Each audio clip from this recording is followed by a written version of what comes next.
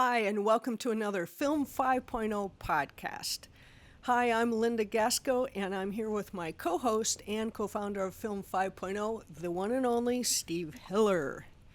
Today we are joined by Sam Goldman, or Samantha, that's her given name, and we met Sam about 2.5 years ago. She came to one of our seminars. Was it that long ago? Really? Yeah. Oh my God. Yeah. Time flies. I know. And she was at our first seminar. She was very enthusiastic, very helpful, and we've stayed in contact ever since because she's smart and she knows that she, has questions, and she asks good questions, and she's going out there and she's getting it. She's doing it and she's doing the work. So She was actually the only one that showed up for our seminar. no, she wasn't, I'm kidding. but she was the brightest. Well, you had some of the nicest feedback. Yes, yes. And that's- She's a model student. So, so Stan, why don't you talk to us and tell us, what your trajectory has been and where you want to go?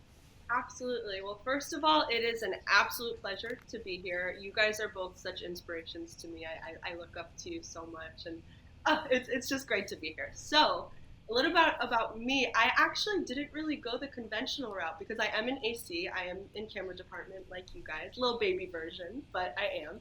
And so I actually went to school for musical theater. I went to school for acting. That's where my roots were. And I moved out to LA.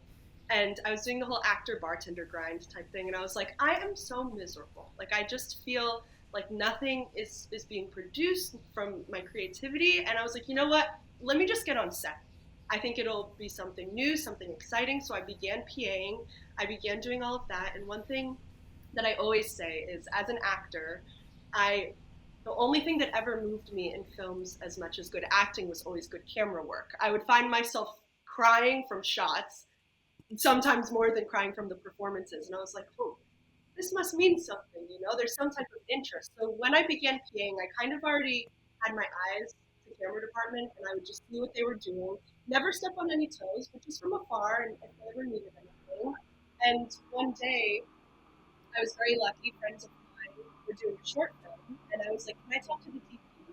I would love to AC. Of course, if he's not comfortable with it, I don't want to do that, but he was a very kind, very nurturing man who was like, of course, I would love to teach you, So I was very blessed by people taking a chance on me, which was I'm forever grateful for, because that one shoot completely opened up my eyes to being like, wow, this is something that I'm so passionate about. This is something that I care so much for, that if you would have asked me 5 years ago, Sam, do you know anything about cameras? I'd be like, no, and I never will, but just from all of the passion and the drive of wanting to learn, and from very kind people around me who saw that and were willing, just as you two, I was able to tap into that part of myself that I didn't even know I had. So right from that, I guess I made a good enough impression, because people from that job got me my next job, and as you guys know, it just snowballs into one thing after another. Yeah, that's the way it happens. It's all. It is.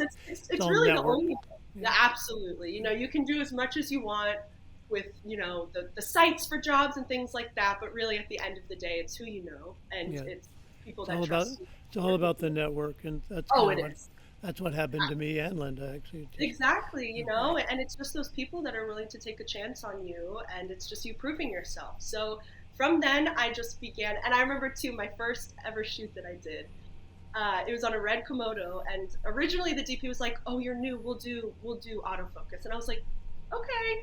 And then the day before the shoot, he's like, no, you're gonna pull. And I was like, okay. And I did it, and I think I proved myself. It was sharp. So from that, it was kind of just diving into the deep end, and then things just spiraling from there, And now I'm mostly a first AC. I second as well, and it's on because I'm about 2 years into my AC career, a little shy of that. I work on a lot of indie, a lot of reality, the things that are a bit of the smaller pond. I'm not on the big tier, productions yet, which is okay, because Yeah, It's you a got to learn process. somewhere. Got to learn. You have to learn somewhere, you know? I mean, the fact Yeah, that you were a first AC that quickly is quite remarkable. Actually, it totally, totally. took me a couple few years to do that. So. Yeah, and you know, I think of course the levels of the things that we have worked on are very different for sure. Well, So I think but in the end, they still want good results. I don't care what the exactly, budget. I don't care what the budget is. In the end, absolutely. you still have to perform. Yes, completely, Yeah. completely. And if I wasn't good enough, I probably wouldn't be getting jobs from those people. The And people, that's you know? that's So Exactly. and that's exactly right. So, You're putting in exactly. the work, you're putting in the effort, and you're giving a good attitude. Yes, yes. Which Those I are all things that if somebody came to us, and that's why we like you, and we like, we want to see how you're doing and growing, and we know that you're going to grow is because of those things, the hard work, the effort, and the good attitude. totally. Thank you, thank you. And it really is. I remember I was kind of like still in the beginning of my career, and I was talking to a DP that I work with a lot, and I was like, I just got this kind of big job, and I feel like I'm not good at it. Like I feel like I'm too green. And he was like, Sam, he was like, your attitude is 50% of it. You know the gear. It's okay. Like absolutely it's right. okay. Yeah, you know, it really is, especially as an AC. Like we all know DPs have a lot on their plate, a lot. And as the AC, you're their right hand man, and as the first, especially, you're the department head. So it really is taking on that responsibility, but also being graceful about it, you know, because who wants to be on set with somebody who's cranky and mean and and also who doesn't take direction, because that's Well, and also somebody that doesn't trust you. So totally trust is if they don't trust you, they're going to beat you up every day. So, absolutely and all that does is kill your confidence. totally. And I then mean, that will I've been there. I know. absolutely, and we've all definitely, had our fair share of shoots that didn't go the way we wanted. So it's just we're human. That's the way it goes. Not everything can be perfect, and nothing is perfect either. So it could be the most amazing shoot ever, and there's things that's going to happen, and that's that. And Yeah. that's I think the beauty of filmmaking is taking those things and finding solutions and creating maybe something better than before. Because of that, you're a problem solver. That's Oh, that's all you are, you're exactly. definitely a problem solver. Totally, yeah. So that's all stuff that I've been implementing and learning, and kind of recently, because we all know the strikes that have been happening and everything. Things have been very slow for a lot of us, especially on set. So I actually quite recently, or in the past year, back and forth, I also have been working at a camera rental house as a prep tech, which has changed me as an AC. Remember, Oh, right. I Yeah. told you that. I You said, did, you did. I told her, I said, listen, you've been doing all this great work. You've been on reality sets. You've been doing features. But if you want to get to the next level, you're going to have to go where those people are. And where they are is a prep and prepping their next shoot. And that's the step up. That's the way to do that. So I'm happy that you're doing that and you're making those great connections. Yeah, Well, it I is. mean, 'Cause yeah. but I mean, you learn the equipment, you learn about their techniques, and you make connections. And it's Absolutely. all about the network. I mean, that's how I met Linda. She was a prep tech. So, Yeah, yeah, exactly. It really is. And it also, too, is something, because with being a prep tech, you kind of have to put on that customer service a little bit as well, which is fine by me. 'Cause I want to meet everybody. I want to make friends with everybody. So it's something. and that's important. I mean, Yeah, exactly. You have to. You have to, because how else are you going to go from, I'm kind of, I don't want to say it like this, but, and Linda, we've talked about this, where I remember one time I was like, I'm seeing the same people on a bunch of shoots. And you were like, well, yeah, because you're in a certain size pond and you're around the same people. And someday you're going to jump into the next pond and there's going to be those people there. So it's been really, really great to not only working in a rental house is literally free school, because I Yes. do, like, in some ways, we're all working on ourselves. The imposter syndrome can hit hard sometimes. It's okay, but it does. Sometimes I'll be like, well, I went to school for acting. What am I doing being an AC? Like, I don't know anything. And I'm with some people that are sometimes younger than me that went to school for film or for cinematography. And it hits a little bit, but working at this rental house has been my school. And it's been something that I'm getting hands-on experience. I'm also getting paid to go to school, which is amazing. And it just has been something that has moved me forward miles as a worker. And so now I feel comfortable with many different pieces of gear, some things that maybe I haven't even gotten the chance to work on because the budget wasn't high enough, So it's been it's been amazing. Thank you for that, Linda. Well, I think even if as an actor, if you would pursue that again, that helps. I mean, it's good that actors understand what that is and what's going on around the camera. We even do a seminar for actors, teaching them what to be aware of. Like things are there's going to be a mic, there's going to be marks, there's going to be all these distractions. So now the advantage for you is that you know what all that is and what they're doing. So that's a big deal. I've always said, like, is that being in camera has made me a better actor, and being an actor has made me better in camera. And it totally has to. Yeah. It has to. And even I feel like my biggest thing that we can all agree is it's like, okay, well, if I'm ever acting and I'm on set, now I can empathize with the focus puller, and I'm not going to be moving back and forth like this. Yeah, you'll help them. And some of the really good actors that we've worked with are aware of that. And some of the best ones they know what you're doing, and they'll tell you what they're going to do, and they won't jump. If you're a camera operator, they won't hop out of a chair because they know there's things that happen. And my first experience in film was Blues Brothers, so I got thrown into the fire right away. I was a second assistant, but still, it was like that was I was in film school before that, but that was my first experience, and it scared the hell out of me because not only was it chaotic with a lot of cameras, it was dangerous. So I debated whether I wanted to keep doing it. So it was nuts. May I ask what was dangerous about it? Are you allowed to? Have you seen the movie? Have you seen Blues Brothers? Everything. He's telling the story about the toy shop in the mall. Yeah. Yeah. Well, there's a whole scene in the mall where first of all, they have to crash through the wall of the mall to get into it because they're chasing somebody. And I was doing the slate, so I'm out, and I could hear them coming, and I knew that I had to. Well, you got to set it up though that when you see the scene, they're in the interior of a toy store, and there's customers, and and you can't see anything. You don't know what's coming. So I know it's coming, but you I do, don't but see it. but you don't see it in the scene. It just happens. Oh yeah.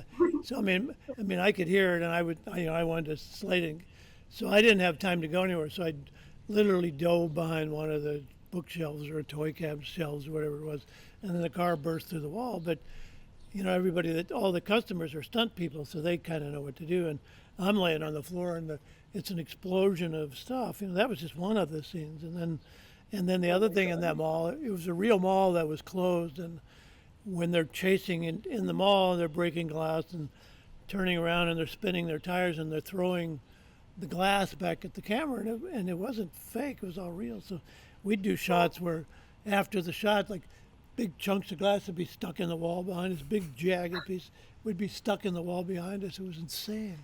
The fact that nobody died on that film is astounding. Because miracle. There's no CGI. It was all real. There's one shot in the movie where they're coming down the street under the L tracks, and they all pile up and slide in the intersection.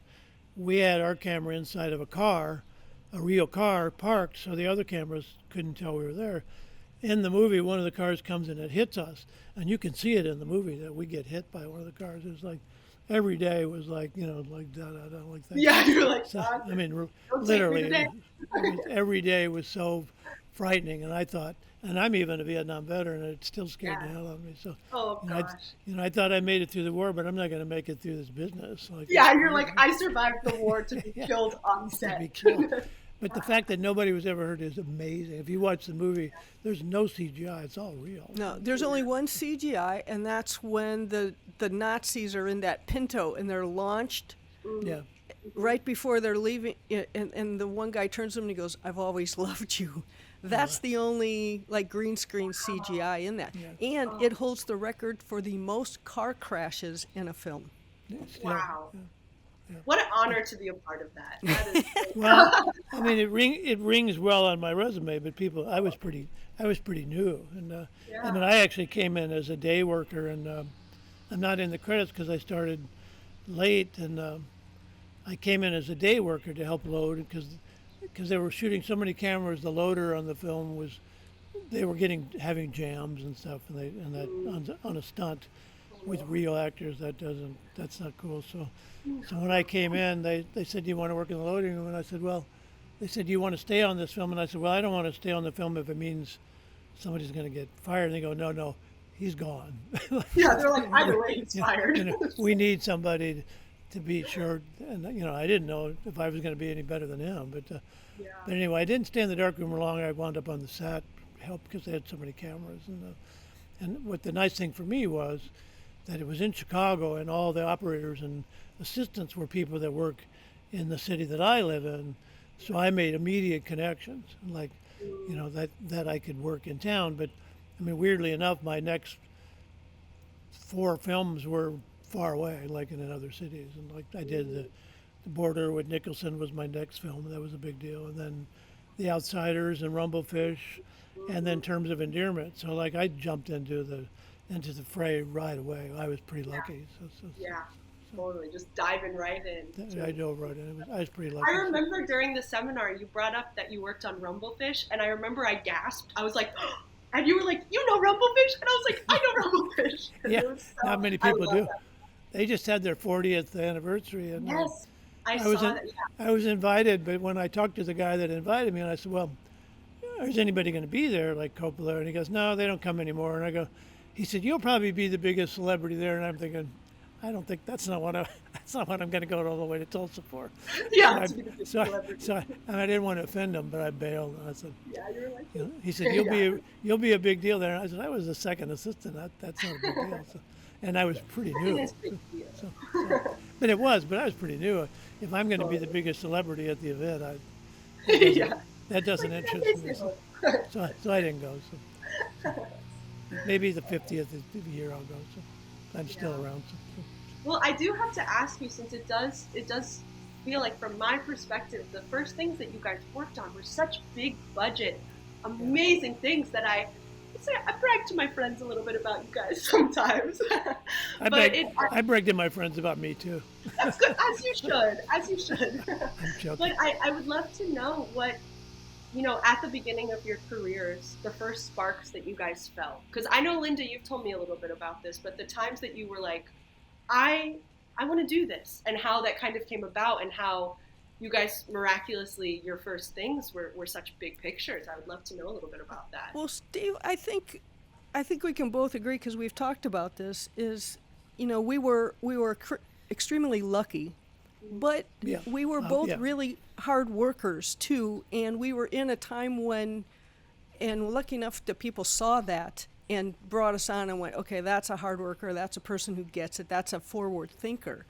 And I think that's, and certainly in my case with Steve and other ACs, and in his case, we're hard workers. And when, we've had DPs that we've worked with go, you guys are really on top of it. So I think, one, luck, but two, we wanted it. And I always tell people, if you get on a movie set and you don't feel a tingle or an electricity or feel like you have to be there, then don't, because it's a huge commitment in your life and with everybody around you. And I knew, the minute I got there, actually Steve took me out on my first set. I was a prep tech, and I had to come and service a camera that he was working on. And I was like, and he said, "Well, stay. Why don't you stay and watch a few things?" And I thought, I've got to be here. So Steve? Roger Daltrey, right? Roger Daltrey, yeah.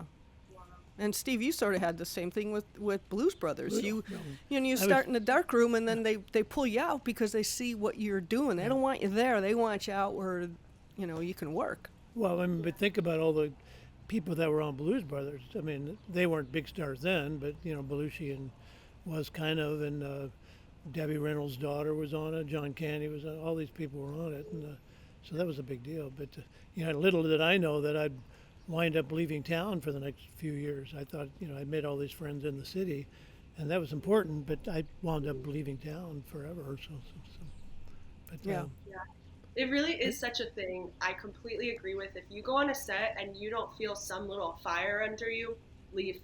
because it is the days are too long. There's too much that needs to be put into it that if you're not fully into it, it's a waste of your time, and it's also a waste of production time. You know, so and your life is gone. Oh, I completely.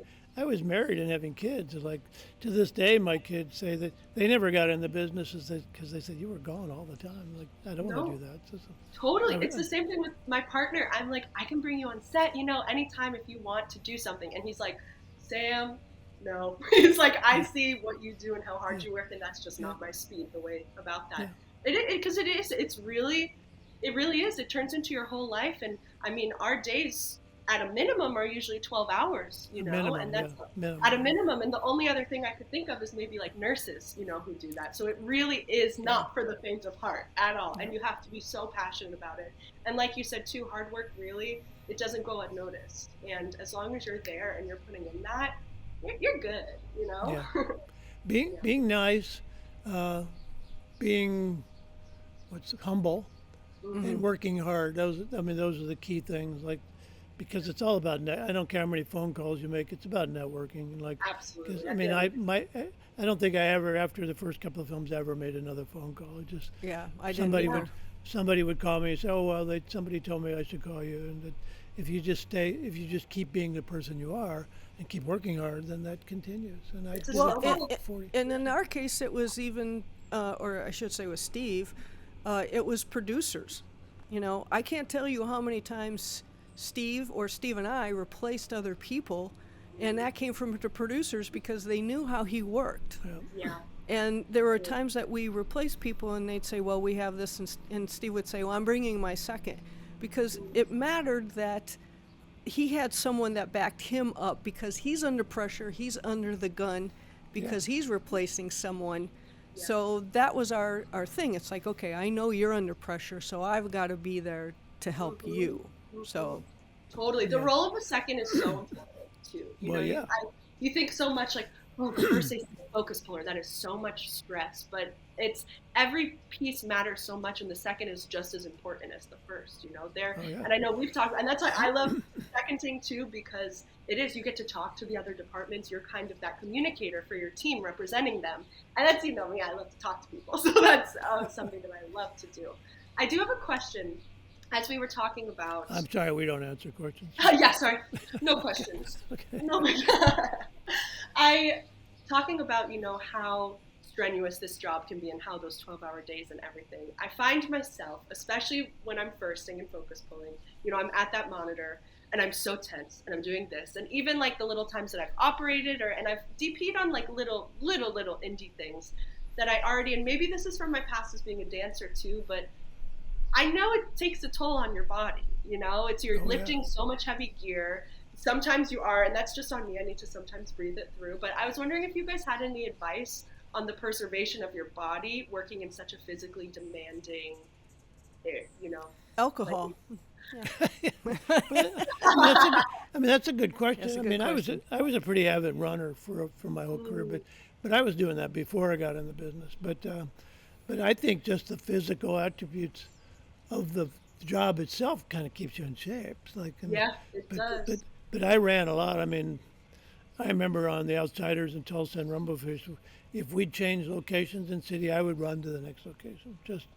Even if it was 10 miles away. They'd be packing up trucks and I would just run. They thought I was nuts. Overachiever. But on terms of endearment, I remember once, because I ran a launch on terms of endearment, I remember Deborah Winger was out taking a walk with the director one day, and she saw me and it was like, what the hell are you doing? And she came back on the set and made a big announcement about the fact, while you're all stuffing your faces, this guy's running. But I did it. But I don't say people have to do that. I was pretty nut. I was an ex-Marine, so I kind of stuck with it. But I think just the physical things about the job itself keeps you in shape. And getting enough rest, obviously, if you can. That's the big one. Definitely, rest is so important. It's key. I worked out. So on Saturdays and Sundays, I would, I would go to the gym for at least an hour or two. One, because it's just a relaxing thing as well, but as a female, I had to, hoist that camera sometimes up to Steve when he was on the ladder pod. And the grips are there to help. But I wanted to make people know that I was physically fit and I could do it. So when I wasn't working, I still worked out, but I enjoyed doing that. Steve, when we would have long setups and, or a wide master and the camera was set, I'd bring an apple box over to Steve to sit down. So, if you can take that break and sit there, if you got the Preston or whatever, take that time. Try to relax. But, it's faster paced now, and everybody wants to go, go, go, go, go. There's no rehearsals. There's just go. You just have to learn to go, okay, I have a second to breathe, or, Well, the different too nowadays, I mean, do they even allow you to run a tape measure anymore? Or is that... So it's a hit or miss on the sets that I'm on, definitely. Yeah. There are some, and really, I find, because it's such a go, go, go, and especially in the indie world where there's not that much money, so they're really careful with their time. There are a lot of times where I sometimes will just have to ask my second to come out and just have them be it, because they really don't give you the time for that. And the times that I do get that is when my DP is championing for me to be able to have that. And they understand it. So, right. Exactly. I mean, whether you're using a monitor or not, you still want to kind of know where people are and what. Oh, I mean, totally.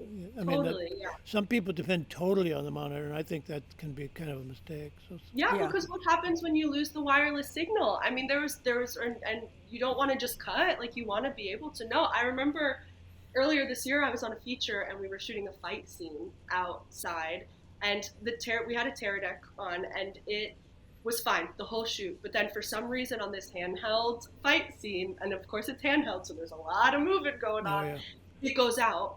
And we keep it rolling because we're also like running into OT and we're doing all this stuff. And so I was at my monitor, I saw it go out, and I was like, this isn't gonna happen. And I ran over to the DP and I was doing it, and you just watch it. And I was so proud of myself for being able to do that. Yeah, I mean that's a big deal. So. It's huge, because we were just talking to somebody else in one of the other podcasts, the fact that if you can still go up to that knob, and call it the knob, and do your job, because those things will happen, right? Everything will go down. You look great. It's like, okay, she adapted, she knew what to do, she knew she can get on there. I had, when I started firsting, is I went out, and it was, at the time, it was about this big, and it was a infrared. So I would go and I'd beam people in the chest to at least get an idea of what that is. So I know they're smaller now. You can now get them at like Home Depot. That's a great thing, to just be able to go, and then, lock yourself in. And then the other thing was that I used to do, not all the time, but take a basketball and put it in places and stand somewhere in a room and go 24 feet, 6 feet, because the head and the basketball are somewhat of the same. Now, it's just to give you random, ideas, I love that. But that makes you look good. That when, as soon as the lens is up and you throw, like, okay, that's like 24, and you're at least in the ballpark. Absolutely. Little things like that. And then they say, what's that basketball doing in the show? Yeah, I know. I need that to focus. Where'd that come from? It's Wilson. We put a little face on it. And where did that come from? Yeah.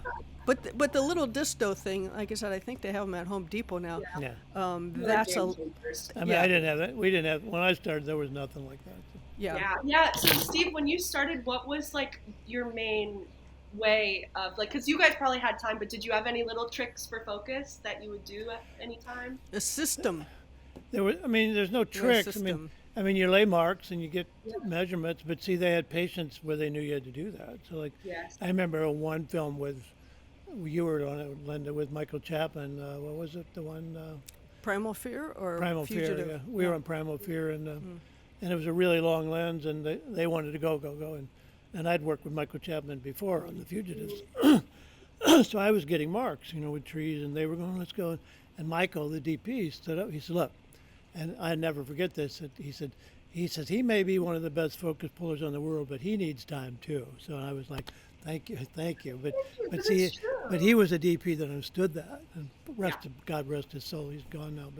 But he got it, and I was like, thank you. But nowadays, they don't. When you pull out a tape measure now, they hate it. So like. Totally. It seems as if it's going to add an hour onto the day. It's like, I can do this quickly and efficiently. Just let me. It's like, do you want to do it once or do you want to do it multiple Exactly. times, This right? is actually going to save us time in the future. I promise. I Well, promise. like you said, let me do this because I know that in the end, this is going to be, you're not going to do 10 takes because I'm guessing at what's going on. Oh, totally, totally. There have been some times where things were so quick, and we were also on a dolly, and we were also wide open, So Yeah, I'm like, always. and they just, and it gives you. And I was given no direction of even if they're pulling in or out or anything. I was just left to guess, and it was good enough, but it wasn't. It wasn't my best work because I wasn't given any information, And Right. so it is. It's really important. It's every. It's so important. Well, and it's like if you have, it's like, okay, so that was our rehearsal. I remember Steve and I, when they started going, oh, we don't need a rehearsal, maybe we'll get it in the first one. Well, and maybe you won't. Yeah. But, a lot of times it was like, okay, that was my rehearsal. Now that I know what the heck we're doing, it'll be better. And usually, as a focus puller, I mean, I know Steve did and I know I did. I knew when I didn't have it, and I knew when I did. I was like, okay, that was a good one, Well, So there would be, go ahead, sorry. no, it's okay. Sometimes they would ask me, they said, back in the day, they had some respect for what I was doing, but there'd be times when they'd say, if you're all right, if we just do this, just shoot the first take. And I go, you can do anything you want, then we'll do it correctly on the second take. Yeah. You're like, go And for it. that would be my answer. I said, I'll do anything you want, and then the second take we'll do it right. So, And with the seasoned directors, I see that more now with guys who've been around and do it, versus just you will just do this. Is they know that if they give you just a moment of time or one rehearsal to see, just a little bit, that's you save. I mean, Well, because film was more sniper-like. You had every inch, every frame mattered. Yeah, because Well, like- every take costs you money, Well, like you said, Sam, like the bottom line is, if you give me this much time, I'm going to save you this much time because we're not going to be dicking around with this third and fourth takes. But Exactly. you're right. If you have the director that'll listen to that. I mean, most DPs understand it, but directors nowadays, they're younger than you are and younger than me. So It's so true. It is so true. And that is what I was going to say is, an understanding director can make it or break it for the whole crew. Totally. And DP. And DP, absolutely. And operator. I mean, I just talked to a friend recently, and he goes, you know what? He said, I was on like a 200 millimeter lens, wide open. There was a guy in a boat, and he was, we didn't know exactly where he was going to go. The current was swift, and the operator was like, yeah, let's put an extender on it. Let's do. And my friend, the first, goes, you want to give me a chance? Yeah. It might be a great shot. It might be, but are you just going to get, 2-second pieces that are going to be in focus? Give somebody a chance. Part of this is going to be a good shot. Yeah, every once in a while, this is going to be a good shot. Maybe. Yeah, exactly. Maybe. And so it's like, okay, so do you just keep the 200 and you get a nice shot and we get it instead of this? Like, that could be shot anywhere. And you got to, it's nice when people understand the shot, the lenses, the action, and everything. Because then they don't throw you into those stupid situations where you don't give the focus puller even a chance. Well, a good operator can help you too. But that was a bad operator. But I remember times when I finally started operating when somebody'd come into a close-up, I could see that it wasn't quite right, and I would just reach up and fix it.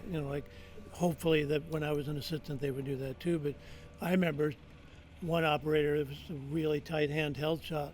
And I remember I was pulling focus. There was no equipment. I was just winging it. He would do this, like to find the focus, and back and like he would just stay with it. And I after a second I realized what he was doing. And he said, he said I knew you weren't going to get that, so I was just helping you. But as an operator, you can do stuff like that if you give a shit. Some of them don't. Yeah. Well, and if the first is next to the operator, because we've had this discussion before. If you're in another room, how many times I worked with Steve and myself when they'll whisper and I go, okay, little forward, or I'm going to do this. If you're somewhere else, you don't hear that, and you can't look like a hero and make it look like that was what was supposed to happen instead of it not happening. I mean, even with a monitor nowadays, if I were doing it today, I mean, we didn't have the really sharp monitors like today, if we had a monitor at all.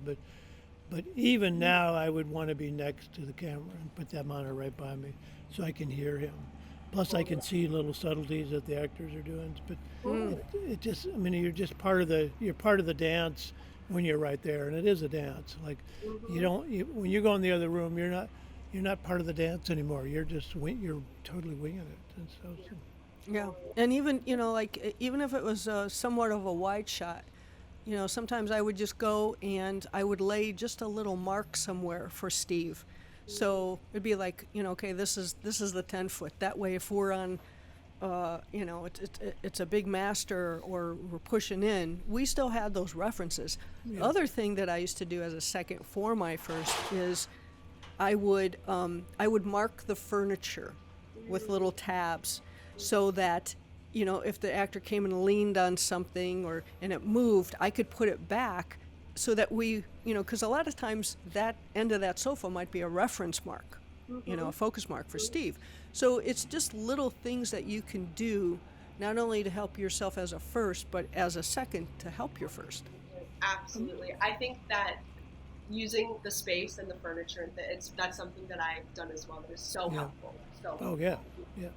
I mean, at least you understand that. Like Linda said, it's good that if that stuff on the second take is where it was the first take. So Sure. But I used to put marks on little white grease pencil marks on if somebody was sitting at a table. Like they lean in, I'd put a couple little marks on the table just as a reference. But I remember on The Fugitive, Tommy Lee Jones came in. He came in and I'd make this. And the first thing he did is he took his thumb and started wiping all the marks off. But I don't think he knew what they were. I don't think he was doing. I don't know. But he saw it as a flaw, so he just took a few minutes to wipe them off. He's like, art department's really slipping on this one. Yeah, so he was cleaning up the set for me. So I mean, like the edge of a table matters, like things like that, obviously. But I was kind of dependent on that. He just wiped them all away. Well, and in that film we had such a such a difference of Harrison that will show you exactly where he was going to be each time and nailed it, to Tommy Lee, who he was like a toddler. Put him down and he went. But that's what you have to work with. Yeah, totally. Yeah, but when you talk, it's okay. Yeah. And it really does just kind of full circle bring us back to, you never know what's going to happen on set. Things are always going to be changing. And 1 minute you're going to have this actor who is going to hit his marks and be a dream to work with. And then the next minute you're going to have an actor wiping the marks off, Yeah, or not understanding what the marks are. Yeah. Like Jack Nicholson I've done a couple of films with him, and he didn't want any marks, but he knew he'd be there. And he knew where the mark was. But he didn't. He would just say no, but he kind of knew. But he was a professional, and Harrison Ford, he'd come in and show us He'd look at Linda and I or the other assistant, and say, "Well, I'm going to lean in. I'm going to do this.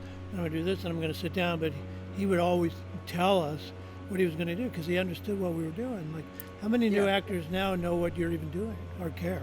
Right. I know. Yeah, and then we talked to someone recently that said, it's when you work with the older guard like that and then you work with the newer people, he said there is a difference because of the way they taught, and they want to work with you because, as an actress and as a camera assistant, the less energy you have to put out, and you can save it for those other subsequent takes where you're going to be in here, in this frame, where you can give more, right? So if you're spent on... we worked with somebody that did like 3 or 4 masters, and it's like, God, you're killing them. You're killing them. I worked with Jessica Lange actually a bunch of times. She would always want to get into that close-up right away because she was a great actress and still is. But she'd want to get into that close-up right away, but at the same time she knew what I was up against. She didn't want to bone me, but she knew performance-wise, why do we want to keep doing this when we know we're going to do close-up? The good ones will do like one wide master and go, okay, we're going to be out of it by hand. Yes. you know, and that's nice to have. And you know, as your career goes, you'll see that, and you'll get to work with those people where you go, really, they're that aware. Yeah.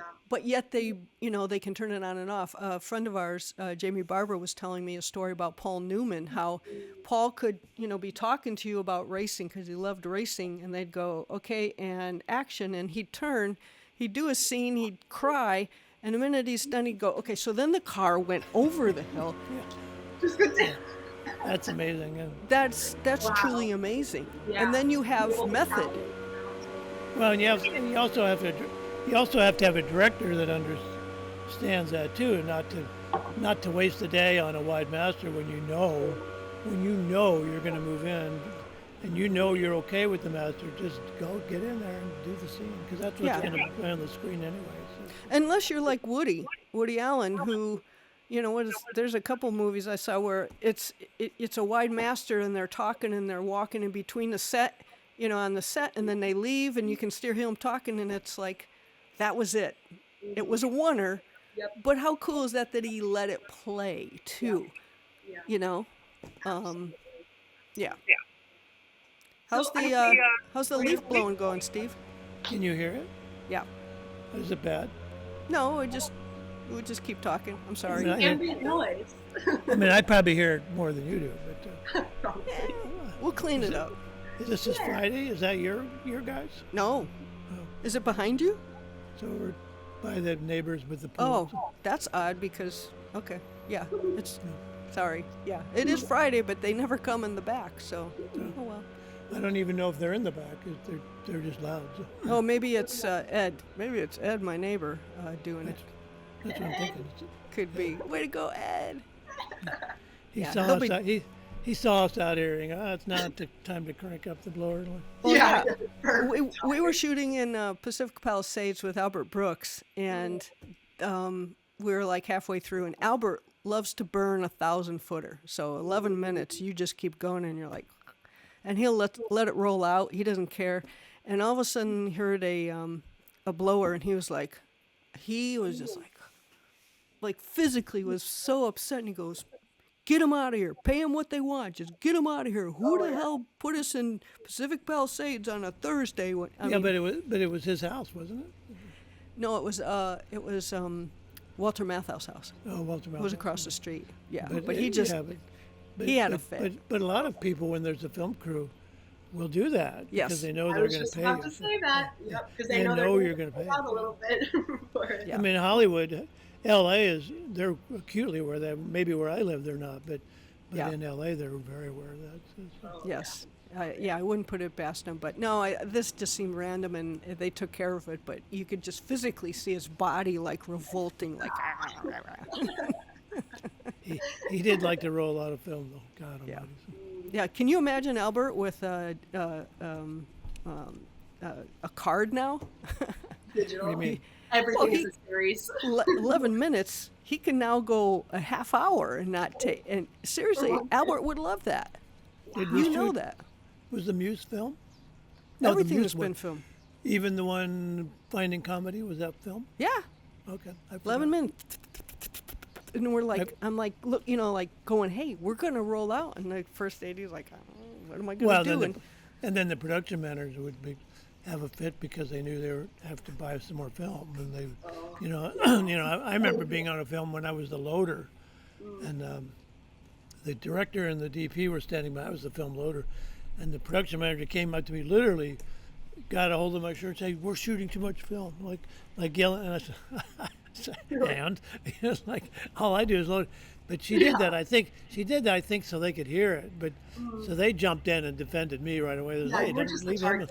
It's You not were his the fault. But she did that to get their attention. But she literally grabbed me and said, "You're shooting too much." Yes. I'm not shooting So, anything. be I'm just aware putting of in that. I'm just putting in That the will bag." happen to you because it happened to me. The director was here, or the DP was here, and the producer was here, and the DP goes, "Why don't you? I need you to put in a request for 2 400-footers of this stock to do some tests." And I literally went probably 7 feet and went, "Tom would like to request," and he goes, "Well, have Tom do this," and I'm like, He's right. He's right there. So you're going to get into those situations of buffoonery. Is all I can say, right? Because somebody is, using you to get to two other people, and real people don't do that shit. You know the term "kill the messenger"? Well, it started on a film set. It did. Did it really? No, Well, I'm just sure saying it had that. to. I'm just saying, but that's a perfect example to kill the messenger. So. Totally. And I think everyone has had that happen at some point, which is Definitely. it's sad, but But it it's happens. But I mean, fortunately with you, I mean, nowadays you're not going to be working with much film. Yeah. But, I mean, you might, but you're not going to have that issue. Like, I know, which is such like I want to so bad, and as you guys know, I loaded my first film with you guys up in you were Gacsko. there. Still reeling from that, and that is something. Maybe if you guys have any advice, because it's so much harder to come across nowadays. Oh, yeah. Yeah. Digital is so much easier. It saves money, but for me, it's like if I could, I would want to do film all the time. It's just incomparable, Yeah. and it's something that I'm so interested in, but I don't even really know where to begin with that because it's and especially because I'm on lower budget stuff too. I'm sure the higher budget, right. it's a little bit more common, but it's something that I want to do so bad, and I know it'll come definitely. it'll happen. Yeah, it will. We just interviewed a DP the other day, Roy Wagner, who's been around forever, and he's starting a film in the spring, was it, Linda? I don't remember. He's starting a film that's literally going to be film, anamorphic, black and white, and starting in The February. Something. trifecta. Trifecta, all of those things, but he's really excited about it because he's old school and he's been done that forever. So, but Yeah, and you know what? As you meet more people, and then if you get into the union, then that might be a time where you really take it upon yourself, and say, I need to go learn how to load a 35.3 and a Panaflex. If you know a Panaflex, you know a Panaflex, you know a Panaflex. I mean, that's easy. It's the Airy and the oddball Aeroton, one of those.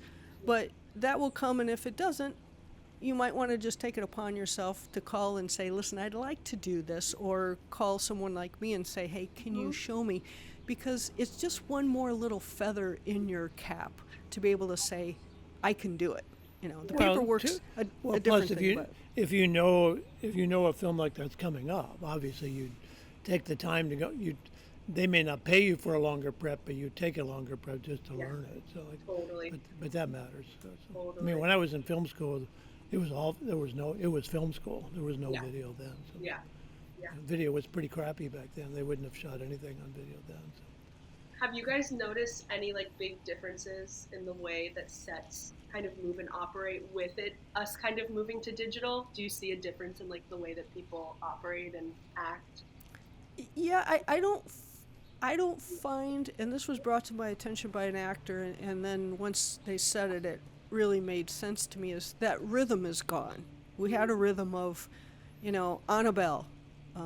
You'd hear the bell and you'd see the light go if you were in studio, or, you'd hear the bell, and you knew what was coming, on a bell, roll sound, sound has speed, hit the slate, mark, action. You knew that was it. Now it seems, because they let the camera roll, that that rhythm is sort of lost, and everybody just wants to go, and you're setting flags while you're still rolling. It just feels odd that, I know it's digital and it's just pixels and stuff, but, shut it off. I think I think the system is the same. I think the efficiency of it is not, and definitely the etiquette of it is not the same. Like Linda said, there was a rhythm. You'd come in, you might do a blocking rehearsal where you get your marks and stuff like that, and then you go on with it. And when the AD said quiet, people were quiet, and they understood eye lines and stuff. But I mean, I visited sets recently where that just didn't happen. It was like, I asked the AD, I said, do they ever listen to you? And she goes, rarely. And I go, well, why doesn't the director stand up and say, look, God damn it, when she says quiet? Or I would think what the actors would say, or stop and say, look, when she says quiet, be quiet. But this set, people were walking around and nobody, you just stop. But Yeah. But I mean, I don't know if every set's like that, but I think the etiquette is a big deal. I mean, Absolutely. it's good for everybody, not just the actors, but it's good for everybody. And I think that respect is gone, and maybe that's because like Linda said, the dance has changed. The dance has broken down, so people, they're not sure when it's time to really pay attention or not. Because you'd come on a set back in the day, you'd do a blocking rehearsal, and then you'd block it, and then you'd let the actors go away, you'd light it, they'd come back, and then they'd do a real rehearsal, and then you would shoot it. But it was a system that was true to every day. You always knew what was going to happen. Yes. But now I don't think that happens anymore, or does it? I don't think so. No. No. I mean, definitely. Pardon me. Definitely. In my experiences, I've had a mixed bag of things, where I've come in, it is the most orderly set, and we are in here, we are out here, we are sticking to schedule. But on the flip side, a lot of indies, for sure, definitely don't really have that groove, and it is the type of thing where people aren't necessarily listening to the AD, or somebody's over making a lot of movement right near the actor's eye line and stuff like that. And for me, as I would like to think a good worker, it pains me because I'm just sitting there at the monitor, I'm sitting there near the camera, and I'm like, what is happening? We're all getting paid right now, and this is chaos. It's just chaos. Yeah, that makes me crazy. All over, and it's heartbreaking too. That could be just a matter of those people have not been on sets like we have, where there was that structure, and if you don't come from that and you don't learn that, and again, that's what we try to instill in our seminars is, at least know where it comes from, and that way you'll be able to know, okay, well, this set is broken down, or like the other set you had mentioned, yes, this is running more efficiently, but it always starts at the top. I was just going to say, if the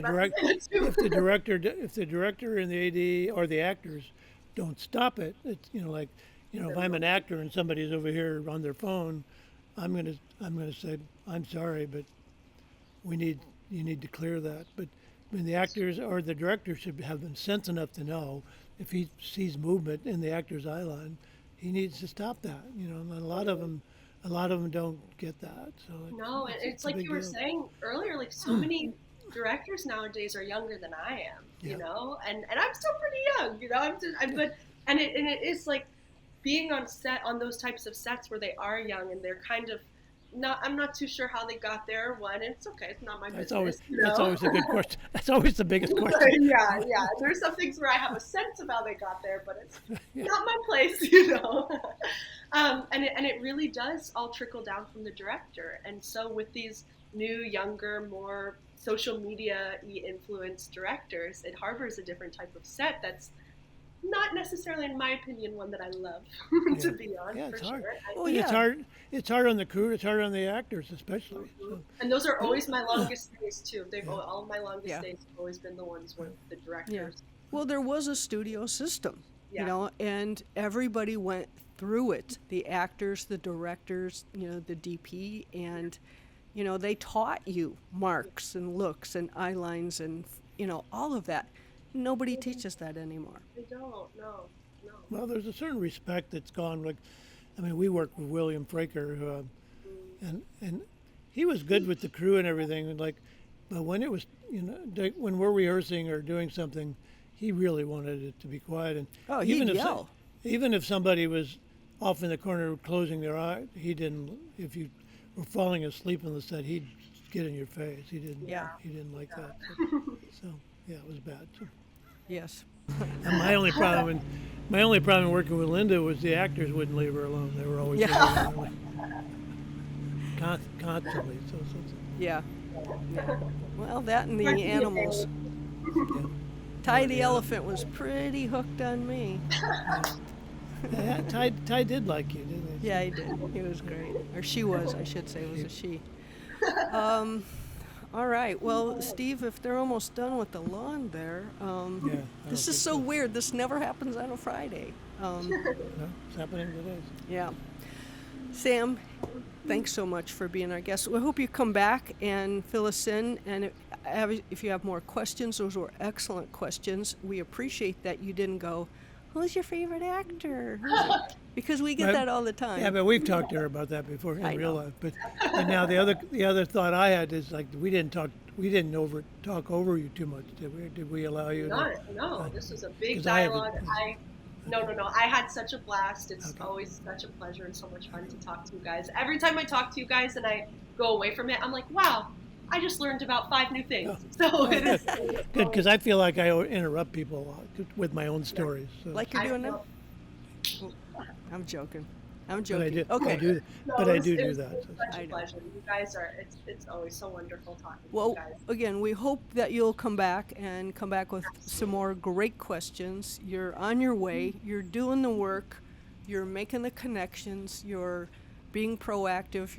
You're doing everything you can, and you've been working. So that's a great thing. Now you just need to start, finding your levels and going up. But working at the camera rental house is Yeah, that's a big deal. Yeah. it's a No, it's big changed. deal, and it's very hard to do nowadays. So you got that. That's a good thing. When the strike breaks, it's going to get crazier, and that'll be even better for you. Yeah, that's where the networking starts.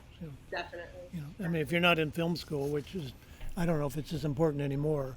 I agree.